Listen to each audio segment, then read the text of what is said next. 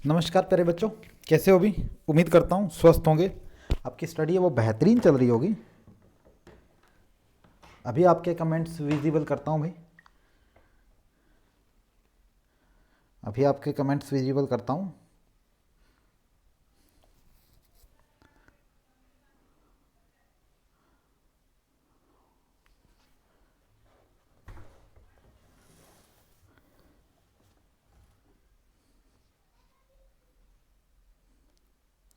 जो बच्चे लाइव नहीं वो जल्दी से लाइव आ जाओ भी। उम्मीद करता हूँ ऑडियो और वीडियो क्वालिटी परफेक्ट होगी। Okay. Rajni, Parvez, good evening everyone. आ जाओ भी, लाइव आ जाओ।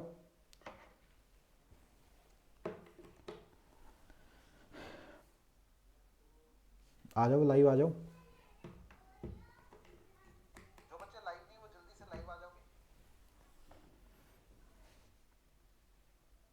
उम्मीद करता हूँ ऑडियो वीडियो क्वालिटी परफेक्ट होगी। हाँ जी, ऑल परफेक्ट है। यस सर, परफेक्ट है, परफेक्ट है। ओके, परफेक्ट है। तो अभी आपका आज का सेशन शुरू कर रहे हैं अभी।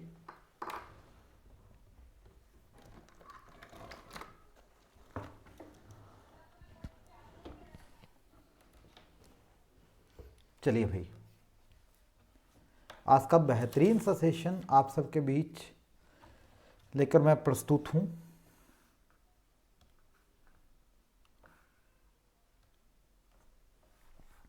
अपनी अंतिम प्रहार सीरीज चल रही है।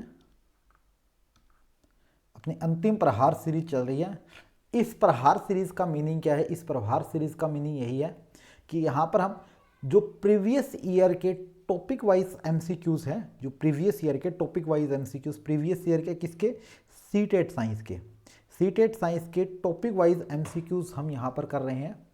टॉपिक वाइज एमसीक्यूज हम यहाँ पर कर रहे हैं। एक बेहतरीन और खूबसूरत सी ये सीरीज़ होने वाली है। ठीक है, डेफिनेटली इसमें आपको बेनिफिट होगा ही होगा। अपने आप में इस बात में कोई औचित्य है ही नहीं कि आपको यहाँ पर बेनिफिट ना हो। ऐसा हो ही नहीं सकता कि आपको यहाँ पर किसी प्रकार का बेनिफिट ना हो। यहाँ पर बेनिफिट होगा ही होगा, ये डैम श्योर है आप सबके लिए। क्योंकि ये एक ऐसा प्लेटफॉर्म रेडी किया है मैंने कि जहाँ से 101% आपको बेनिफिट हो। ऐसा सिस्टम पूरा का पूरा मैंने मैनेज करके मैं यहाँ पर चला हूँ आप सबके लिए। उम्मीद करता हूँ ऑडियो और वीडियो क्वालिटी परफेक्ट है। रोज़ बिल्कुल 7 बजे क्लास होगी। मंडे टू फ्राइडे आपके समक्ष मैं क्लास लेकर आऊँगा। मंडे टू फ्राइडे ये अपना फिक्स टाइम रहेगा जब तक आपका सीटेट का एग्ज़ाम नहीं हो जाता। अनदर कोई ऑनलाइन बैच मिलता है तो उसका टाइम मैं आगे पीछे कर सकता हूँ, लेकिन ये बैच हमारे पास परफेक्ट रहेगा। राम राम जी, राम राम इसार, आचार्य इसार, राम राम जी। ठीक है, तो उम्मीद करता हूँ परफेक्ट है सब कुछ। ठीक है, जिन बच्चों ने इस चैनल को सब्सक्राइब नहीं किया वो इस चैनल को सब्सक्राइब कर लीजिए। ठीक है, आपके लिए बहुत ज़्यादा बेनिफिशियल होने वाला है। टेट एग्ज़ाम के बारे में मुझे मेरे बारे में बताने की आई थिंक आवश्यकता भी नहीं होगी कि मैं कौन हूँ या किस साइड से मैं बिलोंग करने वाला हूँ। तो ये अपने आप में मेरा बताना आई थिंक आप सबका अपमान करना होगा, क्योंकि जो आप इतना मुझे अच्छे से जानते हो। चलिए जी, हम बात करने वाले हैं आज किसके विषय में? आज हम जो बात करेंगे वो बात करेंगे जी ग्रेविटेशन के बारे में, गुरुत्वाकर्षण बल के बारे में। सबसे बेस्ट टॉपिक है, अपने आप में एग्ज़ाम तो रेलेवेंट है ही है। किसी भी टीचिंग एग्ज़ाम के अलावा अगर आप स्कूल में भी पढ़ाओगे तो भी ये क्वेश्चंस मिलेगा ही मिलेगा आपको, क्योंकि ये एक ऐसा टॉपिक है जो 9th क्लास में बच्चा सबसे पहले फिजिक्स सीखता है। उस टाइम इन टॉपिक से उनका वास्ता पड़ता है जो पहले कभी भी उन टॉपिक के बारे में बात नहीं की हुई होती उनकी। तो ये टॉपिक ऐसा क्या टॉपिक यहाँ पर क्रिएट करेगा या किस तरीके से ये यहाँ पर क्रिएट करेगा ताकि आपको इतना ज़्यादा इस टॉपिक में पढ़ने को मिले। ऐसा क्या है जो इस टॉपिक के अंदर आपको इतना ज़्यादा अच्छे से पढ़ने को मिलेगा? क्यों, आखिर किस वजह से ये आवश्यकता रहेगी इस टॉपिक को इतना सीखने की आपको? तो जनरली सबसे पहले मैं ग्रेविटेशन लॉ दे देता हूँ जो न्यूटन ने दिया था। ठीक है, न्यूटन ने दिया था, उसके बिहाफ पर चलेंगे। हालांकि मेरे यूट्यूब चैनल पर न्यूटन वर्सेस कैपलर्स के बारे में मैंने डाल रखा है न्यूटन्स लॉ। ठीक है, ग्रेविटी के बारे में जब न्यूटन्स ने अपना लॉ दिया तो कैसा लॉ था, किस हिसाब का वो लॉ था जो आज भी हम उसके ऊपर डिपेंड है। कोई ऑब्जेक्ट है, मान लो ये बतेरी है अपनी, ठीक है, और ये रामफल है भाई, ठीक है।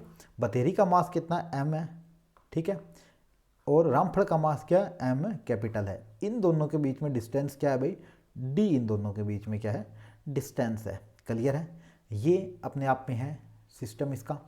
क्लियर है। अब इनके बीच में बतेरी इनके ऊपर किस प्रकार का फोर्स लगा रही है और रामफल इसके ऊपर किस प्रकार का फोर्स लगा रहा है, उस फोर्स को फाइंड करना क्या कहलाया था, ग्रेविटी कहलाया था। तो इनके बीच में लगने वाला फोर्स क्या होता है, इनके मास के डायरेक्टली प्रोपोर्शनल होता है। ठीक है, इनके मास के क्या होता है जी, डायरेक्टली प्रोपोर्शनल होता है। ठीक है, और फोर्स है वो मेरा क्या होता है, इनवर्सली प्रोपोर्शनल होता है इनके बीच में होने वाली डिस्टेंस के स्क्वायर के। ये इसके बीच में इनवर्सली प्रोपोर्शनल होता है। आरजू गुड इवनिंग। ठीक है, इनवर्सली प्रोपोर्शनल होता है। ठीक है, तो यहां से रिजल्ट क्या बना, F is proportional capital M small M upon में डी स्क्वायर। ठीक है, यहां से प्रोपोर्शनलिटी का सिंबल हटाने के लिए एक खूबसूरत सा कांस्टेंट अप्लाई किया जाता है, एक खूबसूरत सा कांस्टेंट अप्लाई किया जाता है। ठीक है, इक्वल का सिंबल लगा दिया और कांस्टेंट हमने लगा दिया जी। यहाँ पर एक खूबसूरत सा कांस्टेंट लगा दिया जी। ठीक है, वैल्यू लिख दी capital M small M upon में डी स्क्वायर। ठीक है, ये जो फोर्स है इस फोर्स को कहा जाता है ग्रेविटेशनल फोर्स या गुरुत्वाकर्षण बल।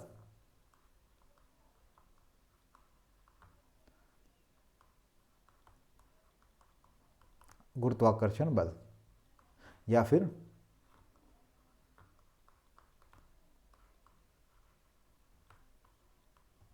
Gravitational force. अब गुरुत्वाकर्षण बल या ग्रेविटेशनल फोर्स के बारे में पूछा जाएगा कि वो डिपेंड किस किस पर है, किस किस पर वो डिपेंड है या किस किस पर वो अपना काम करता है, या क्या क्या वो ऑब्जेक्ट है जिसके ऊपर वो डायरेक्टली सा फंडा अपना अप्लाई करके चलता है, क्या वो कॉन्सेप्ट है जिसके ऊपर ये डायरेक्टली सा डिपेंडेंट है हमारा होता है। तो किस पर रहेगा, पहली चीज तो वो फोर्स पर रहता है। ठीक है, दूसरा डिस्टेंस पर रहता है, तीसरा मेरे पास किस पर होता है, मास पर रहता है। अब इनके बीच में रिलेशन कैसा होता है, मास और इनके बीच में डायरेक्टली सीधा रिलेशन होता है, सीधा रिलेशन होता है मास और फोर्स का। डिस्टेंस और इसका क्या होता है, उल्टा रिलेशन होता है। इसका रिलेशन क्या होता है जी, उल्टा रिलेशन होता है। पूरा का पूरा फंडा इसी टॉपिक के ऊपर डिपेंड है, पूरा का पूरा जो कॉन्सेप्ट चलेगा वो इसी टॉपिक के ऊपर ही चलेगा। पूरा का पूरा जो कॉन्सेप्ट चलना है वो इसी टॉपिक पर चलना है। उम्मीद करता हूँ ऑडियो और वीडियो क्वालिटी आपके पास परफेक्ट आ रही होगी, किसी प्रकार का कोई लैग या किसी प्रकार की कोई प्रॉब्लम नहीं होगी। परवेज बता दो, आरजू,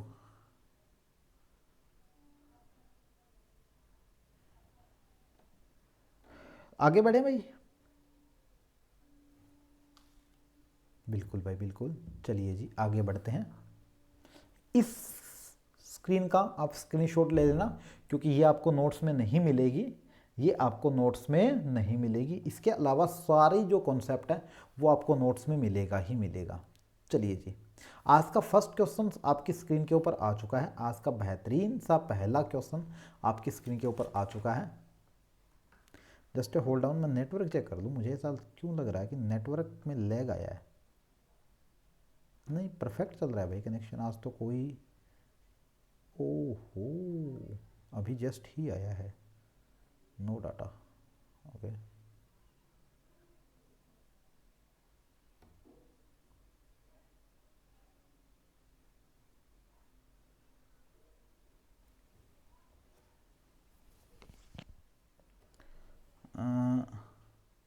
हाँ बफरिंग हो रही है ऐसा आपका कमेंट है।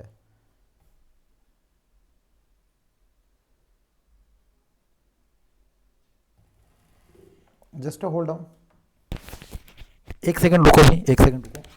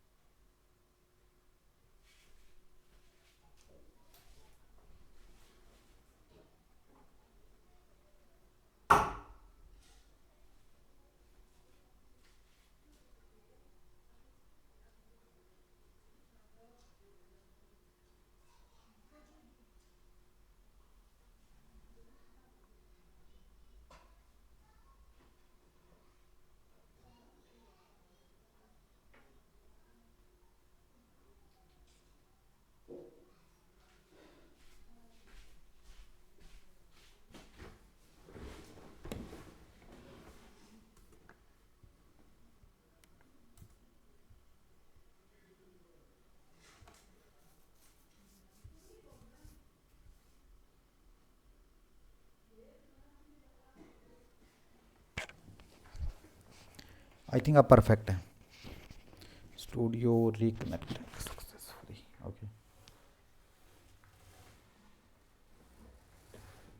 ओके। चलिए भाई, आपके सामने पहला क्वेश्चन आपकी स्क्रीन के ऊपर आ चुका है। बफरिंग है आरजू, कोई दिक्कत नहीं है, बफरिंग आपका सॉल्यूशन शॉर्ट आउट हो चुका है।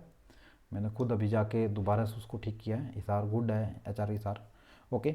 फर्स्ट क्वेश्चन आपकी स्क्रीन के ऊपर है, two objects of a different masses, ठीक है, falling freely near the surface of moon have would. दो अलग अलग द्रव्यमान की दो वस्तुएं चंद्रमा की सतह के पास स्वतंत्र रूप से गिरती है। चंद्रमा की सतह के पास, चंद्रमा की सतह के पास दो वस्तुएं गिरती है। पहली चीज, चंद्रमा की सतह के पास गिर रही है तो उस पर इफेक्ट क्या पड़ेगा? Have a same velocity of any two instant, क्या उन दोनों की सेम वेलोसिटी है? क्या बोला क्या गया है? पहले इस क्वेश्चन की स्टेटमेंट को फिर से पढ़िए। दो अलग अलग द्रव्यमान की वस्तुएं चंद्रमा की सतह के पास स्वतंत्र रूप से गिरती है। अब एक चीज बताओ, ठीक है, जो मून है, अपना प्यारा सा चंदा मामा है, मून है, उस पर ग्रेविटी कितनी है? ग्रेविटी, ठीक है, ग्रेविटी कितनी है? मैं बोलूँ कि 1/6 टाइम्स ऑफ अर्थ है। क्लियर है? 1/6 टाइम्स ऑफ अर्थ है। इतना हमें बखूबी अच्छे से पता है कि वो लगभग उसकी 1/6 टाइम्स है। क्लियर है? लेकिन एक चीज़ और है वहाँ पर, एक चीज़ हो रहा है। वो चीज़ क्या है भाई? वहाँ पर जो मीडियम है, मीडियम वहाँ पर कैसा है? मीडियम, जिसे मैं बोलूँ माध्यम, माध्यम, माध्यम वहां पर है जी निर्वात, निर्वात, जिसे हम बोलते हैं वैक्यूम, जिसे हम बोलते हैं वैक्यूम। क्लियर है?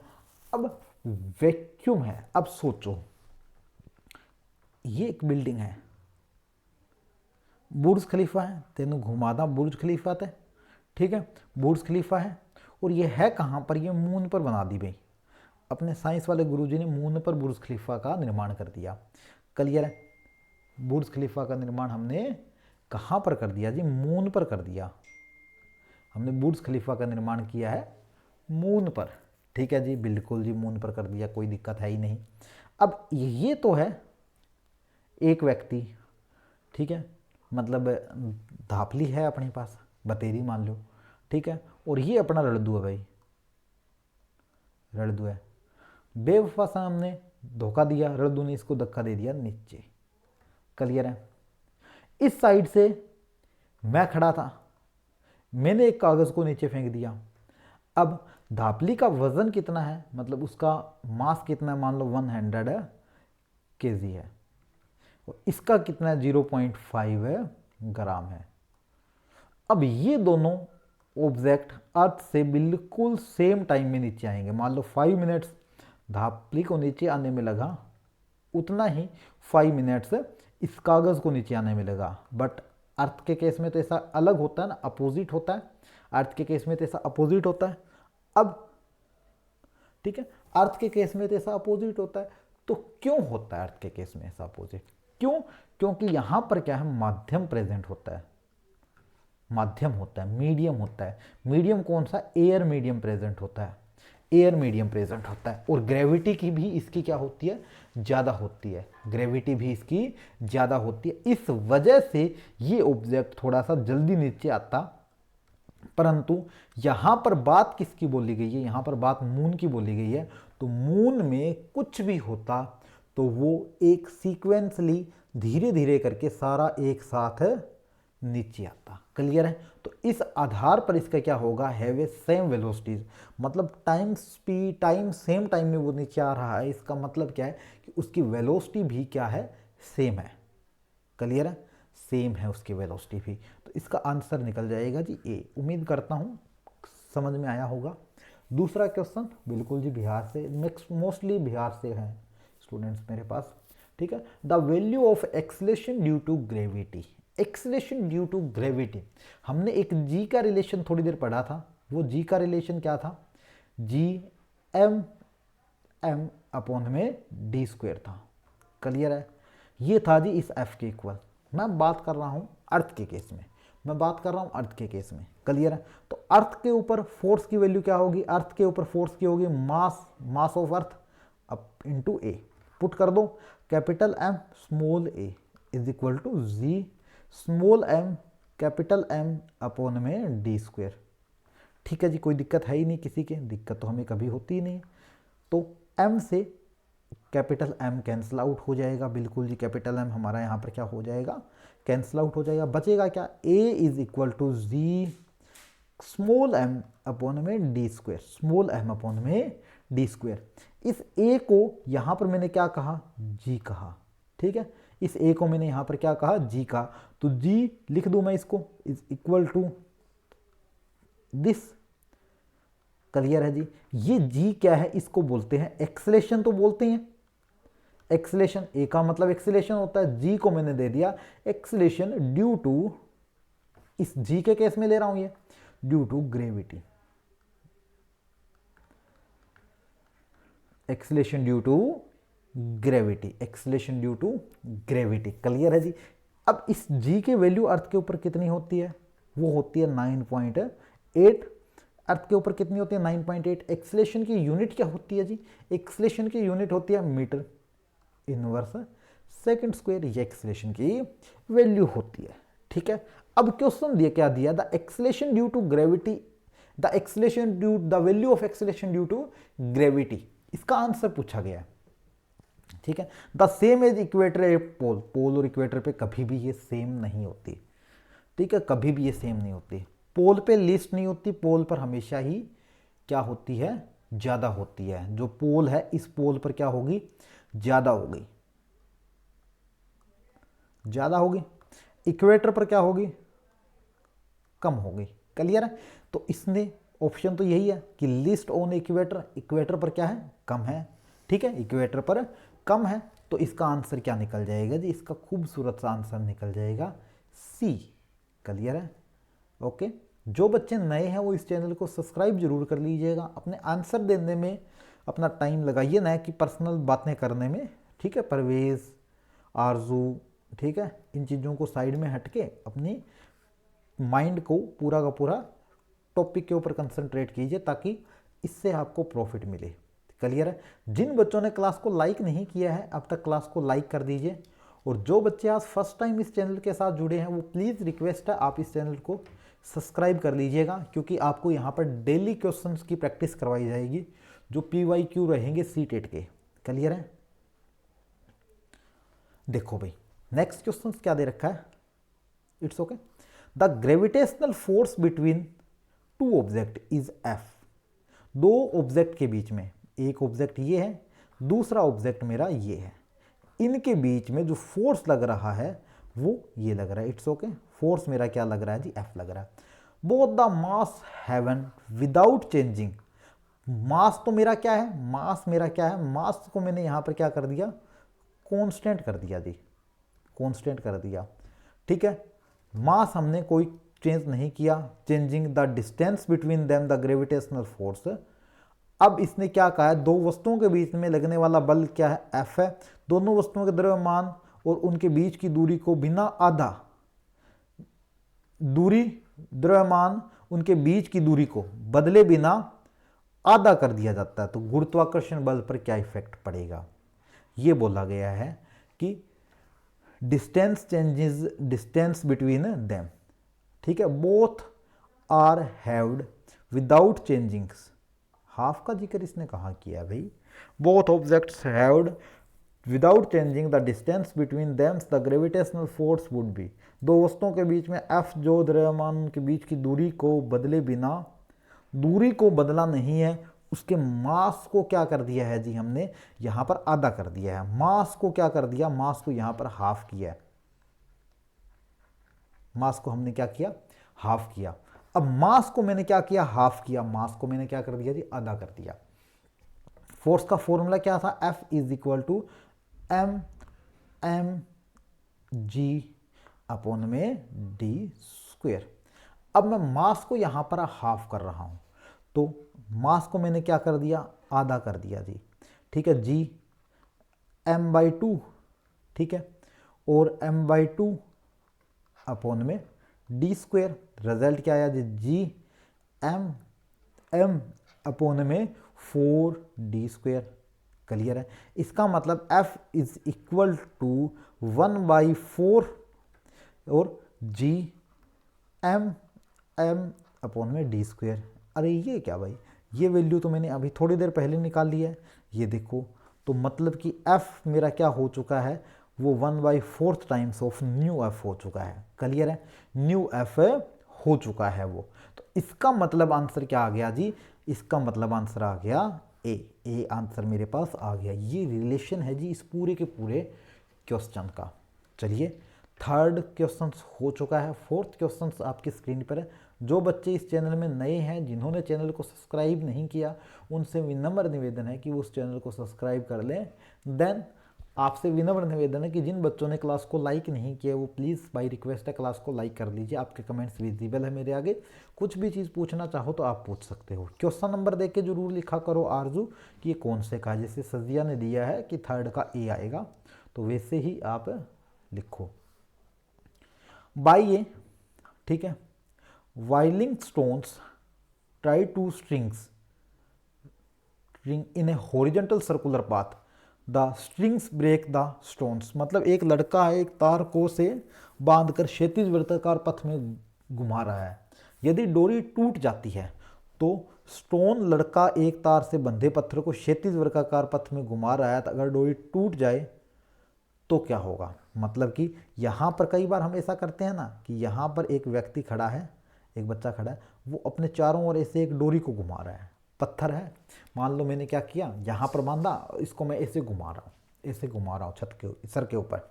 अगर ये टूट गई तो सोचो, मान लो ये मेरा ऐसे घूम रहा था, अब ये मेरी यहाँ टूट जाती है, यहाँ टूट जाती है, तो ये मेरी कुछ इस हिसाब से आगे जाएगी ना। ये डोरी मेरी उसकी सर के ऊपर से टूट जाए तो वो मेरी कुछ इस हिसाब से आगे जाएगी। तो अब इसके चारों के चारों आंसर पढ़ते हैं कि गोलाकार पथ में आगे बढ़ेगा, कभी नहीं बढ़ेगा जी। गोलाकार पथ में तो आगे मैंने कहा कि ये टूट गई और आगे चली गई है।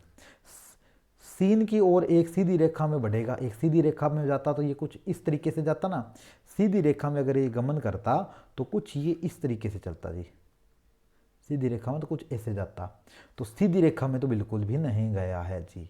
क्लियर है, ठीक है। गोलाकार पथ में आगे बढ़ना जारी रखेगा, एक सीधी रेखा में बढ़ेगा आगे, एक सीधी रेखा में वृत्ताकार पथ से स्पर्श रेखा की ओर आगे बढ़ेगा। बिल्कुल जी, यहाँ से क्या करेगा, एक गोलाकार बढ़ा है ये आगे, ठीक है, ऐसे आगे बढ़ा है।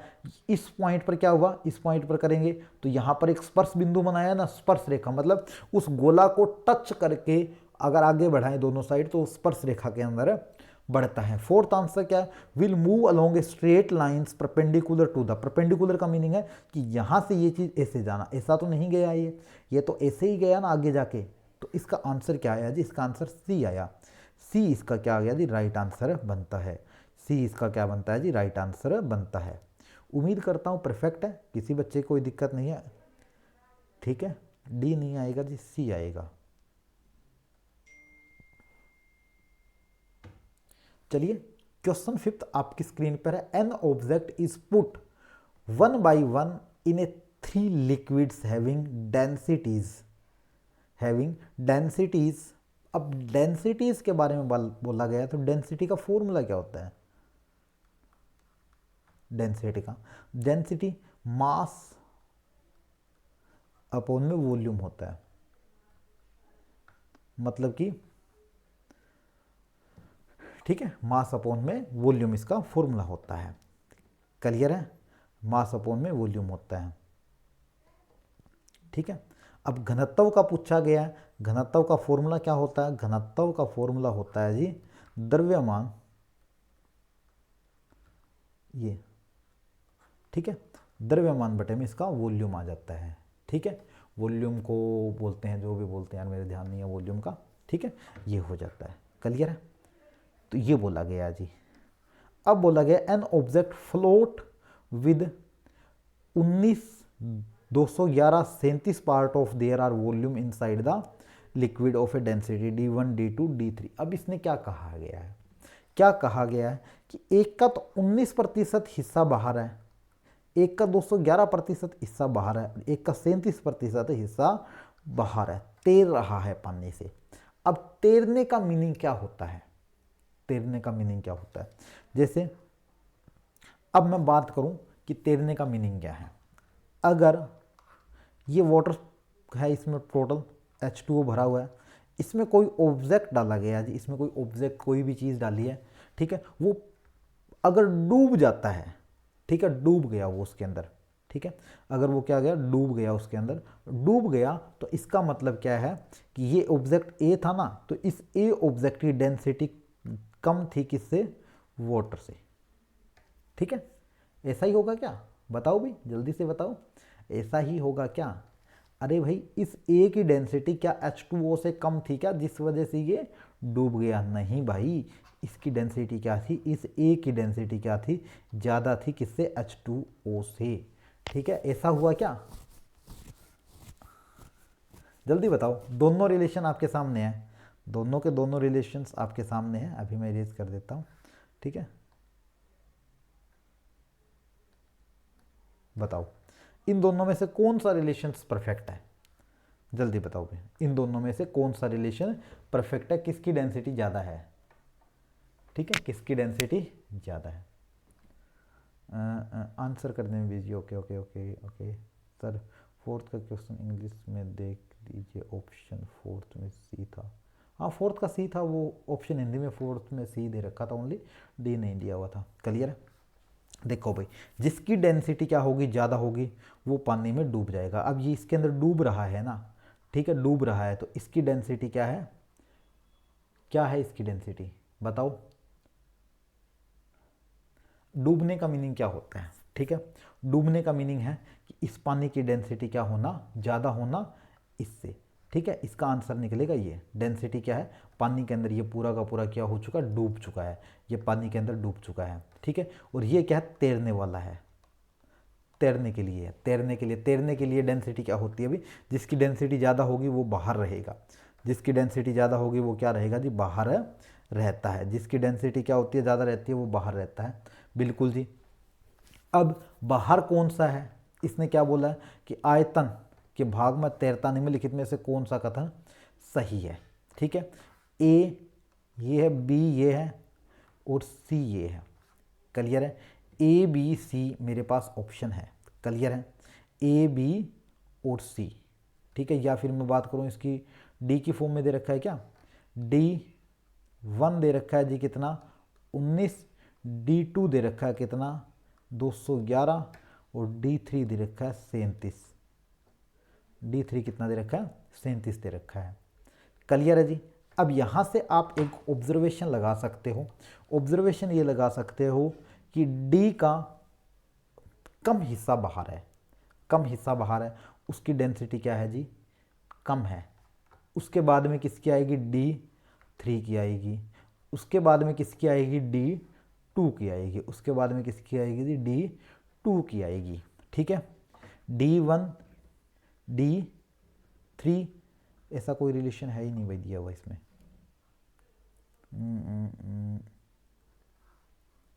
करेक्ट स्टेटमेंट, करेक्ट स्टेटमेंट ये आएगी, ठीक है। इसमें ऑप्शन में चेंज कर लेना आप, ठीक है। इसके और एक ऑप्शन में चेंज कर लेना, डी में ही कर लेना, चलो कोई ना, डी में ही चेंज कर लेना। D1 D3 और D2 ये रिलेशन आएगा जिसका पूरा का पूरा। बी नहीं आएगा, कुछ और नहीं आएगा, इसका रिलेशन यही आएगा, ठीक है। इसका रिलेशन क्या आएगा जी? यही आएगा। क्वेश्चन 6 आपके आगे है। क्वेश्चन 6 आपकी स्क्रीन के ऊपर आ चुका है भाई। क्वेश्चन 6 फिफ्थ का डी, हाँ डी हमने किया है, वही आएगा। बताओ भाई, क्वेश्चन 6 आपकी स्क्रीन के ऊपर है। क्वेश्चन 6 आपकी स्क्रीन के ऊपर है, जल्दी से इसका आंसर दो भाई। क्वेश्चन 6 का जल्दी से आंसर दो।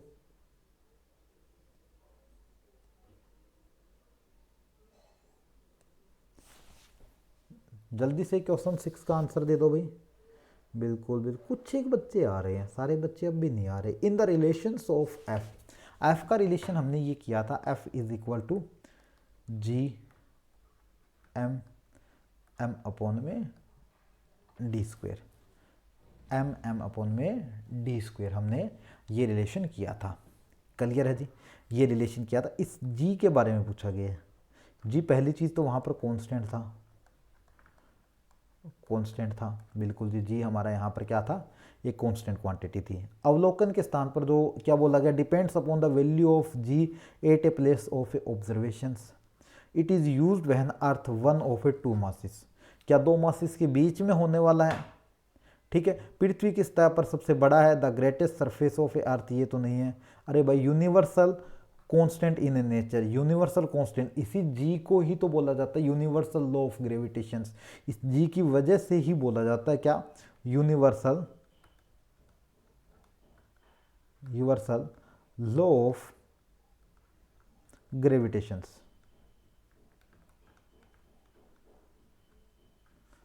इस जी की वजह से ही बोला जाता है यूनिवर्सल लॉ ऑफ ग्रेविटेशंस। इसका आंसर भी डी ही आएगा, इसका आंसर भी डी ही आएगा। यार ये बी भी गलत दे रहे हो आप आंसर भाई, सिक्स्थ का आंसर का डी आएगा, सिक्स्थ का क्या आएगा, डी आएगा। बताओ जी, क्वेश्चन 7 आपकी स्क्रीन के ऊपर आ चुका है, क्वेश्चन 7 आपकी स्क्रीन के ऊपर आ चुका है। The law of gravitation give the gravitational force betweens, the law of gravitation is known as, किसके बारे में बताया जाता है, गुरुत्वाकर्षण का नियम बीच बल देता है, किसके बारे में बीच का बल देता है, गुरुत्वाकर्षण का नियम किसके बारे में बताता है, किसके बारे में बताता है, गुरुत्वाकर्षण का नियम केवल पृथ्वी और एक बिंदु के द्रव्यमान के बारे में बताता है, केवल पृथ्वी और सूर्य के बारे में बताता है, कुछ द्रव्यमान वाले किन्हीं दो निकायों के बीच में बताता है, या केवल दो चार्ज के बीच में, चार्ज बॉडी के बीच में तो किसने बताया था, कूलम ने बताया था, कूलम ने बताया था चार्ज के बारे में तो, ठीक है। मास के बारे में जरूर बताता है बट ओनली अर्थ के बारे में नहीं बताता, एक अर्थ और अनदर पॉइंट के बारे में कभी नहीं बताता, ठीक है। अर्थ एंड सन के बारे में कभी नहीं बताता, ये तो अर्थ के साथ मून भी तो आ सकता है, अर्थ के साथ मून भी तो हो सकता है, या मून के साथ अर्थ भी तो हो सकता है, मून के साथ अर्थ भी तो हो सकता है, मून के साथ मार्स भी तो हो सकता है, ठीक है, या अर्थ के साथ जुपिटर भी तो हो सकता है, जुपिटर भी तो हो सकता है। तो ये कभी भी कंपलसरी नहीं है कि ये सिर्फ अर्थ के बारे में ही बताएगा। ये क्या बताता है, any two bodies having some masses, किसी भी ऑब्जेक्ट के दो मास है उनके बारे में बताता है, तभी तो बोला जाता है कि F is equal to G m1 m2 upon में डी स्क्वेयर। ये m1 है वो एक ऑब्जेक्ट का मास है, मास ऑफ वन ऑब्जेक्ट, ठीक है, मास ऑफ अर्थ मान लो, ठीक है, ये किसका मान लो, जुपिटर का मान लो, तो ये दो अलग अलग बॉडी के मास के बारे में बताता है। तो इस वजह से इसका आंसर क्या आता है भाई, सी आता है, C for China, C for China, बिल्कुल भी सी परवेज, ठीक है, बिल्कुल बिल्कुल आरजू बिल्कुल। बाकी बच्चे कौन, अभी जल्दी से कमेंट करके बताओ, दो ही बच्चों के कमेंट आए हैं, बाकी बच्चे जल्दी से कमेंट करके इस क्वेश्चन का आंसर दो, क्वेश्चन 8 का आंसर दो, इसका आंसर दो, तब तक मैं अभी 1 मिनट में ही आया, इस क्वेश्चन नंबर 8 का आंसर दो आप।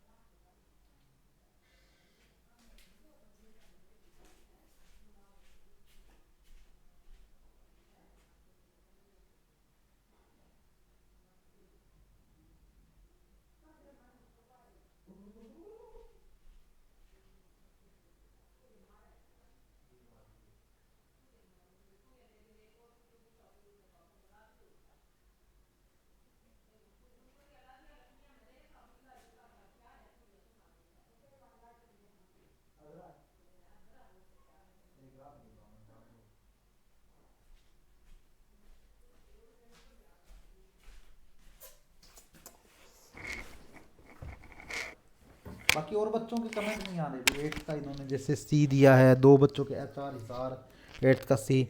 यार कमेंट सेशन में यहाँ आप कमेंट्स में अपने वैल्यू दिखा सकते हो, यहाँ आप कमेंट में अपनी वैल्यू दिखा सकते हो, बट जब ऑनलाइन बैच चल रहा होता है वहां नहीं दिखा सकते, ठीक है। यहां तो दिखाइए ना आप अपने कमेंट्स में वैल्यू, ठीक है।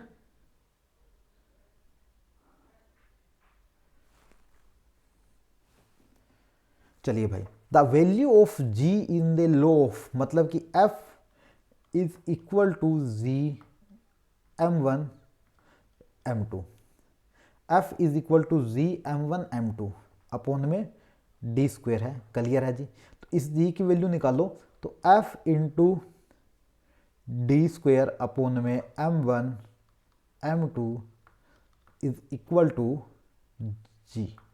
क्लियर है, इस जी की वैल्यू ये आ चुकी है। क्लियर है जी। या फिर इस जी की दूसरी वैल्यू निकाल लूँ, तो मेरे पास इस जी की एक वैल्यू और भी आई थी इस रिलेशन से, वो आई थी G is equal to capital G M upon में डी स्क्वेयर। यहाँ से जी डी स्क्वेयर अपॉन में M is equal to capital G, ये रिलेशन मेरे पास आया था।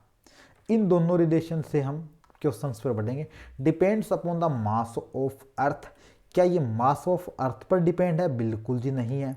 Depends upon the radius of earth, ऐसा बात नहीं है। Depends upon both mass and radius, both mass and radius तक सही है, बट यहाँ आके इसने गड़बड़ी कर दी। Of the earth, of the earth का मीनिंग है कि सिर्फ अर्थ के ऊपर डिपेंड नहीं है। ये बात मैं पहले भी बोल चुका था, अर्थ के ऊपर डिपेंड नहीं है। ये रिलेशन में यहाँ लिख रहा हूँ, मेरे पीछे छिप गया है, ठीक है। G is equal to D square G upon में एम। क्लियर है जी, कोई दिक्कत किसी के आई थिंक नहीं है, ठीक है। अब independent of the mass end of the अर्थ, बिल्कुल जी। ये मास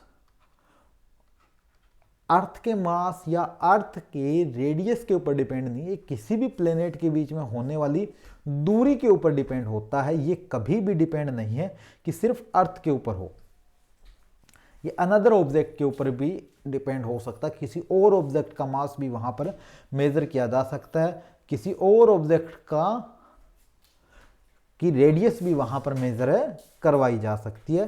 तो ये कभी भी जरूरी नहीं है कि सिर्फ ये अर्थ के मास के ऊपर ही डिपेंड रहेगा। क्लियर है, अर्थ के मास के ऊपर ही डिपेंडेंट रहेगा, ये कभी भी जरूरी नहीं। इसके अंदर था, अच्छा कोई ना, साफ कर ले, ठीक है। बिल्कुल जी बिल्कुल। तो इसका मतलब इसका आंसर क्या आएगा जी? डी आएगा। जो सी दे रहे थे, एक बार 7 तोपों की सलामी आप सबके लिए, उन 7 तोपों के आगे आप एक बार खड़े हो जाइए, फिर सलामी देना, पता चल जाएगा क्या हाशिया होने वाला है।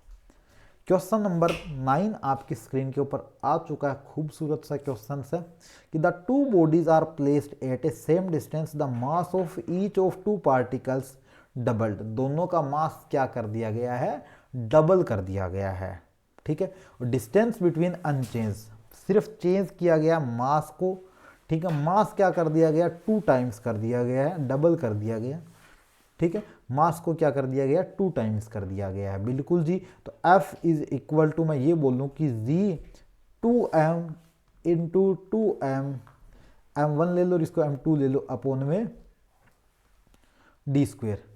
तो इसका मतलब क्या हुआ?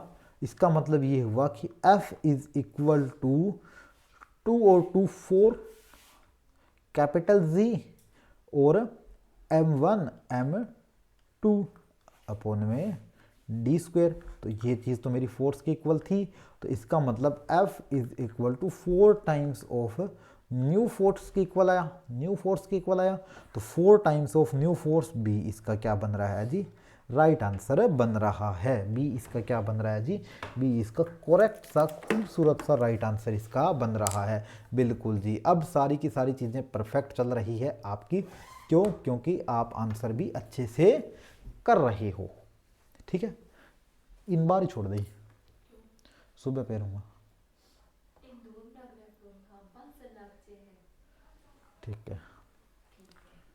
बताओ भी, यहाँ तक कोई दिक्कत किसी भी बच्चे के आई थिंक नहीं है, बिल्कुल जी। 9th का बी किया था मैंने भी किया था ना, बी सही, बी आपका सही है। जो परवेज मंसूरी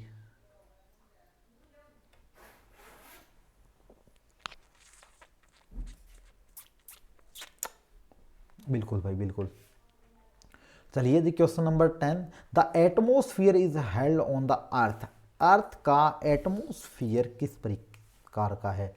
शुरू से ही हम चर्चा कर रहे हैं कि अर्थ का एटमोस्फियर किस प्रकार का है या अर्थ किस चीज़ के ऊपर डिपेंडेंट है। तो अर्थ का एटमोस्फियर बोला ही क्या जाता है, यहाँ पर ग्रेविटी के केस में बोला जाता है अर्थ का एटमोस्फियर। ग्रेविटी की वैल्यू कितनी होती है जी? जी इज इक्वल टू होता है हमारे पास 9.8, ठीक है, मीटर इनवर्स है सेकेंड स्क्वायर। अब आपके लिए क्वेश्चन ये है कि इस जी का डायमेंशन लिख के बता दो भाई। इस जी का डायमेंशनल फॉर्मूला है वो आप मुझे लिख के भेज दीजिए कमेंट सेक्शन में, ठीक है। आंसर तो आपको पता चल गया, इसका डायमेंशन फॉर्मूला जल्दी से लिख के भेजिए। तब तक क्वेश्चन नंबर 11 के ऊपर बढ़ते हैं भाई। बिल्कुल थैंक यू भाई। HR हिसार, आपका पूरा नाम लिख के भेज दीजिए, क्या मैं आपको जानता हूं? जिन बच्चों ने लाइक नहीं किया इस क्लास को वो बच्चे लाइक कर दीजिए और अपने बच्चों को अपने मतलब फ्रेंड सर्कल में भी इसको शेयर कीजिए, ठीक है। कंप्लीटली फ्री सेक्शन चल रहा होता है आपका, ठीक है, कंप्लीट फ्री क्लासेस है ये, तो इसका आप आराम से लुत्फ़ उठा सकते हो फ्री सेक्शन को, क्योंकि आज के टाइम में इस ऑनलाइन की दुनिया में इतनी भागम भाग हो रखी है लोगों के बीच में कि मैं मेरा कोर्स लेके आऊँ, लेकिन अपनी जो क्लास है वो पूरी की पूरी फ्री चलती है भाई, ठीक है। यूट्यूब का मनी ही ये होता है कि एक फ्री में परोसे जाने वाला भोजन, ठीक है, और हम आपको फ्री में ही सब कुछ खाना पीना देंगे। क्लियर है? बिल्कुल भाई, बहुत खूब, ठीक है, बिल्कुल थैंक यू भाई, थैंक यू। बिल्कुल 10th का ए, बिल्कुल 10th का तो ए ही आएगा आरजू। चलिए जी, the force of attraction between two unit point of mass separated by unit distance is called. Unit, ठीक है, मास है उसका, यूनिट पॉजिटिव मास है, तो उसको क्या कहेंगे? क्या उसको ग्रेविटेशनल पोटेंशियल कहेंगे, क्या एक्सेलरेशन ड्यू टू ग्रेविटी कहेंगे, या फिर ग्रेविटेशनल फील्ड कहेंगे, या फिर यूनिवर्सल ग्रेविटेशनल कांस्टेंट कहेंगे? यूनिट का मीनिंग ही क्या है जी? यूनिट का कभी भी ऐसी बात बोला जाए, यूनिट पॉइंट का मीनिंग क्या होता है? यूनिट पॉइंट मास का मीनिंग क्या होता है? उसका मास कितना है जी? 1 किलोग्राम है। क्लियर है? और यूनिट, ठीक है, point distance,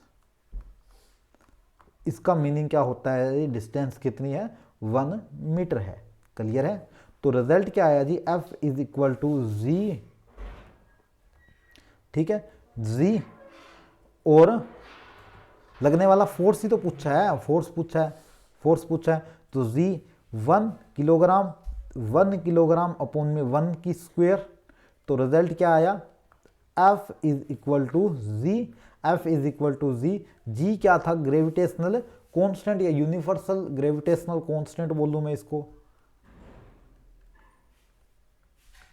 universal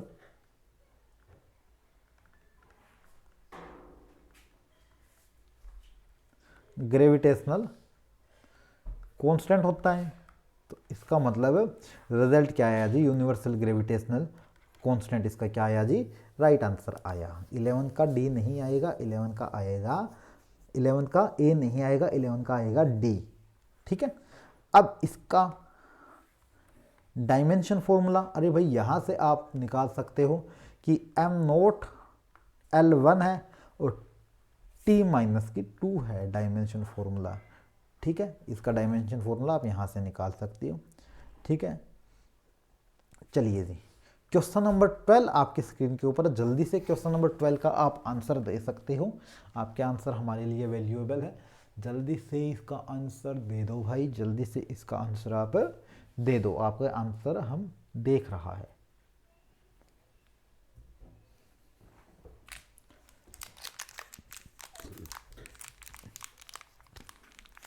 question 12, the weight of an object is centre of mass and radius is R. ठीक है, क्वेश्चन नंबर 12 का आंसर बोला गया है कि centre of earth, centre of earth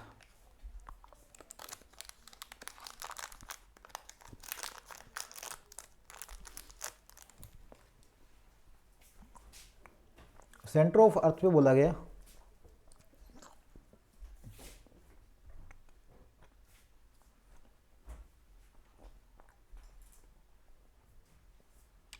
नहीं भाई,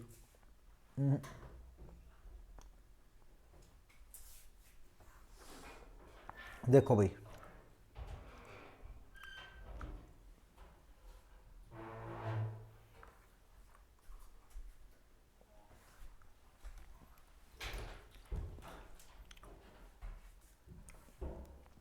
ये एक अर्थ है अपने पास,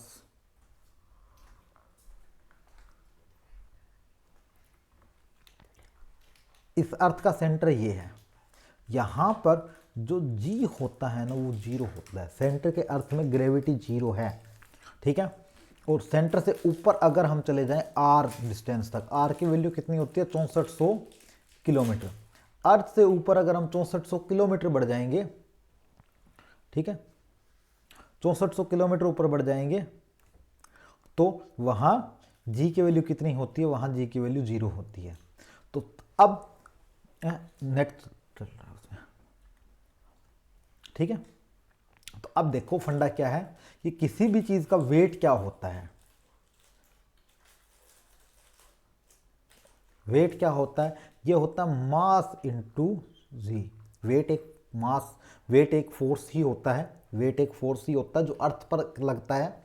अगर आपसे कोई पूछे कि आपका वेट कितना है, अगर आपसे कोई पूछे कि आपका वेट कितना है, तो आप ऐसा नहीं कहोगे कि मेरा वेट है 80 किलो, जैसे मेरे मैडम है उनका वेट 88 किलो है।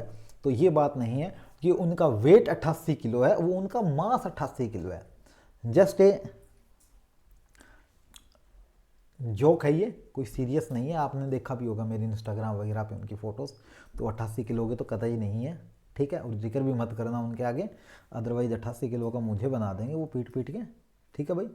क्योंकि शादी से पहले चलती है लाइफ स्टाइल और शादी के बाद क्या चलती है, वाइफ स्टाइल चलता है। क्लियर है। ये किसी महान व्यक्ति ने कहा था, बाबा रणछोड़ दास ने ये बात अपने संवैधानिक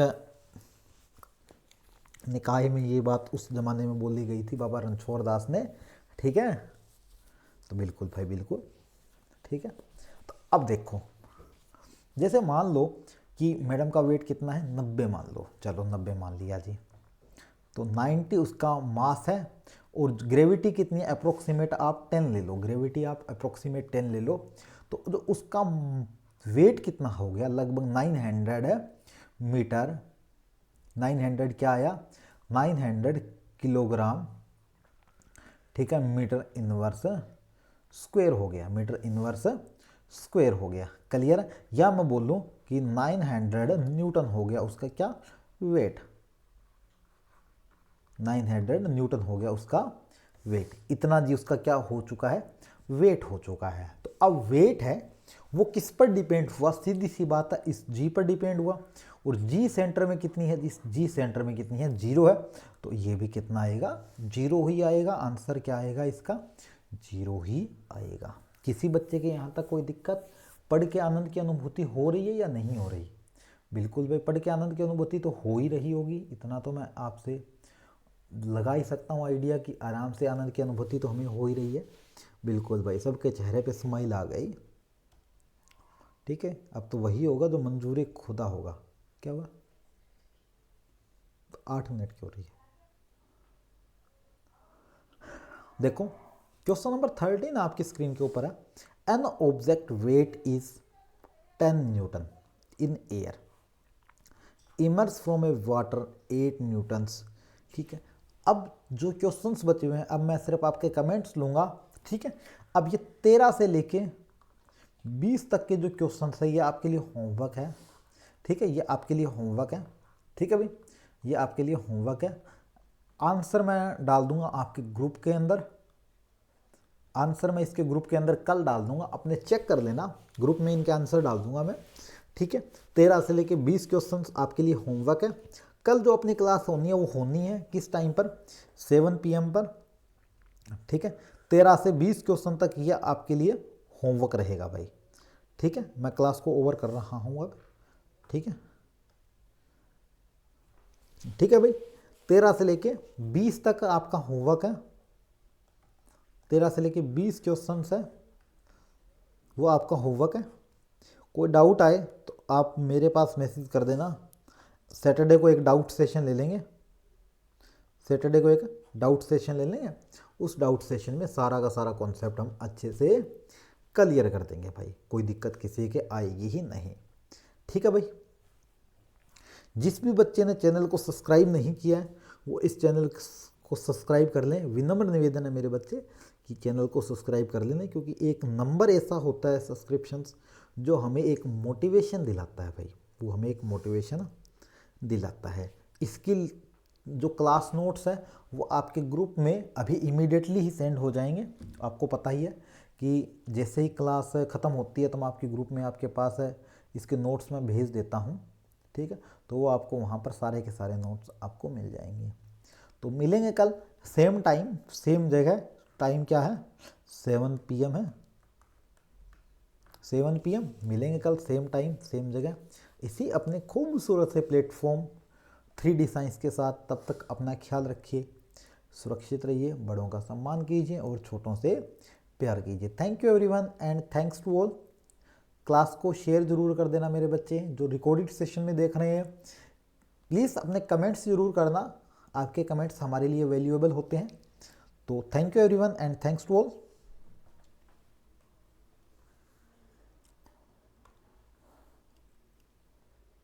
all Haryana story, okay okay भाई, ऑल हरियाणा स्टोरी, ठीक है, ठीक है भाई। हरियाणा के बच्चे भी देख रहे हैं, एक सारवाड़ा भी देख रहा है एक तो, ठीक है। Thank you everyone and thanks to all.